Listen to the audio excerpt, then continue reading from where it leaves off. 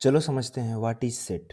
देखिए सेट का directly definition समझते हैं हम लोग। A set is well defined collection of distinct objects called its element और मेंबर्स। इसमें ध्यान देने वाला बात ये है वेल डिफाइंड में ये सारा खेल जो है वेल डिफाइंड के अंदर ही है। ठीक है, अगर आपको बोला जाए कि टॉप 5 वर्ल्ड के फुटबॉल प्लेयर्स को नाम लेना है, ठीक है, तो उसमें मेसी, रोनाल्डो और नेमार, ऐसे ऐसे बहुत सारे आप नाम ले सकते। लेकिन ये जरूरी नहीं ना है आपका जो नाम हो वही आपके दोस्त का भी सेम वही नाम हो। मतलब आप कोई एक 5 नंबर का सेट बनाते हैं 5 फुटबॉलर्स का, और आपका दोस्त 5 फुटबॉलर्स का सेट बनाता है, तो जरूरी नहीं सेम होना। मतलब उसका डिफिनेशन वेल डिफाइंड नहीं हुआ, वो चीज वेल डिफाइंड नहीं हुआ, इस वजह से उसको सेट नहीं बोल पाएंगे हम लोग। ठीक है, अगर आपसे बोला जाए इंडियन क्रिकेट टीम का प्लेयर्स का नाम बताइए, तो जो आपके लिए होगा वही आपके दोस्त के लिए होगा, तो ये चीज वेल डिफाइंड हो गया, उसको हम लोग सेट बोल सकते हैं। ठीक है, अब देखिए ये एकदम डायरेक्ट हो गया कि जो चीज वेल डिफाइंड हो और कलेक्शन ऑफ डिस्टिंक्ट ऑब्जेक्ट, एक ये नहीं कि एक ही सेट में एक चीज दो दो बार आ रहा है। जैसे कि अगर कोई सेट बना है तो एक ही चीज उसमें दो दो बार आ रहा है। जैसे कि रियल नंबर का सेट, उसमें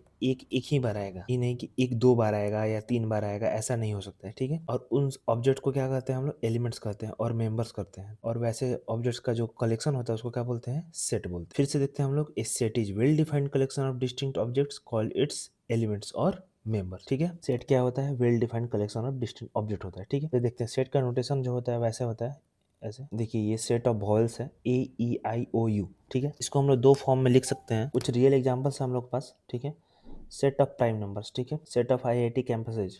IIT कैंपसेज जितने भी हैं उनका जो सेट है वो तो फिक्स है, मेरे लिए, आपके लिए, किसी के लिए भी। Set of vowels in English, ये सबके लिए फिक्स है, AEIOU। Set of positive integers, set of positive integer fix है, देखिए ये वाला, ये सेट ऑफ पॉजिटिव मतलब जो भी 0 से बड़ा होगा और इंटीजर होगा तो उसको क्या बोलेंगे, सेट ऑफ पॉजिटिव इंटीजर। ये नहीं होगा, sorry, real number. Set of solution of x square is equal to 4, x square is equal to 4 का सॉल्यूशन क्या होगा, x इज इक्वल टू 2 या -2, तो ये भी हो जाएगा हम लोग का सेट। अब देखते हैं क्या सेट नहीं होगा। जैसे टॉल स्टूडेंट्स का, जो अगर मान लीजिए कि आपके क्लास में बोला जाए टॉल स्टूडेंट्स का सेट, तो टॉल स्टूडेंट का सेट निकालने में दिक्कत ये है कि हो सकता है मेरे को जो टॉल लग रहा है आपको टॉल नहीं लगे, या किसी और को जो टॉल लग रहा है आपको टॉल नहीं लगे, तो उसमें कोई डिफिनेशन फिक्स नहीं है, सेट नहीं होगा। दूसरा, ब्यूटीफुल सिटीज, हो सकता है मेरे को कोई XYZ सिटीज है, मान लीजिए कि मैं बोलूँ कि दिल्ली एक बहुत सुंदर शहर है, लेकिन हो सकता है किसी को पॉल्यूटेड शहर लग रहा हो, तो ये भी सेट नहीं होगा। मतलब ये सब्जेक्टिव है कि कौन क्या समझ रहा है। ठीक है, सब्जेक्टिव। गुड नंबर्स, ठीक है, गुड नंबर्स मतलब ये हुआ, देखिए गुड नंबर्स का मतलब ये हुआ, हो सकता है मेरे लिए 2 गुड नंबर है या लकी नंबर है, के लिए नहीं है। ठीक है, लार्ज हाउस, हो सकता है जो बचपन से ही विला में रहा है उसको कोई हाउस,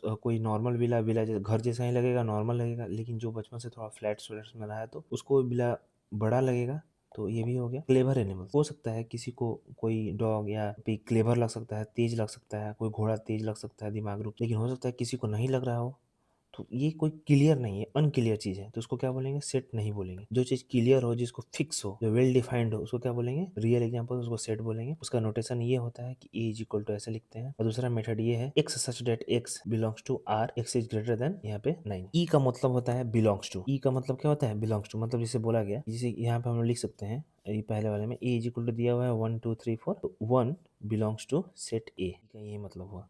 एनसीईआरटी में, जेई के सिलेबस में, दोनों में सेट को रिप्रेजेंट करने के लिए दो तरीका दिया हुआ है। पहला तरीका है रोस्टर फॉर्म, दूसरा तरीका है सेट बिल्डर। तो रोस्टर फॉर्म जनरल होता है, जैसे कि मान लेते हैं कोई सेट है ए जिसमें सारे वॉल्स इंक्लूडेड है, ठीक है, तो ये कैसे लिखेंगे, AEIOU, सारे वॉल्स हो गए। इसी सेट को अगर हम लोग सेट बिल्डर फॉर्म में लिखें, एक्स कोई एलिमेंट है ए का, ठीक है, वो ऐसा है कि सच डेट इज अ वॉवेल। एक और एग्जांपल हम लोग ले सकते हैं यहाँ पे, जैसे देखिए बी इज इक्वल टू 2 4 6 2 4 2 4 6 8, तो इसको हम लोग लिख सकते हैं सच डेट, इस एक दोनों बिंदु को करते हैं हम लोग such that x, such that x is equal to 2n, x such that x is equal to 2n and n belongs to natural number. n क्या है यहाँ पे, नेचुरल नंबर। देखिए ये इवन नंबर हम लोग लिखे हैं 2 4 6 8, 2 इंटू 1 2 इंटू 2 2 इंटू 3 2 इंटू 4, ठीक है, तो 2 इंटू n, और n belongs to natural number 1 2 3 4 5 6, ये नेचुरल नंबर होता है। और यहाँ पे n belongs to natural number, और x जो है वो छोटा है 10, क्योंकि हम लोग 8 तक जा रहे हैं, तो जो x है वो छोटा है 10 से, लिखना जरूरी नहीं। तो ऐसे तो नेचुरल नंबर चलते चलते तो इन्फिनिटी तक चल जाएगा ये, लेकिन यहाँ हम लोग 8 तक रुक जाना है, तो एक लेस देन 10। ये दो तरीका हुआ, एक है रोस्टर फॉर्म, एक है सेट बिल्डर फॉर्म।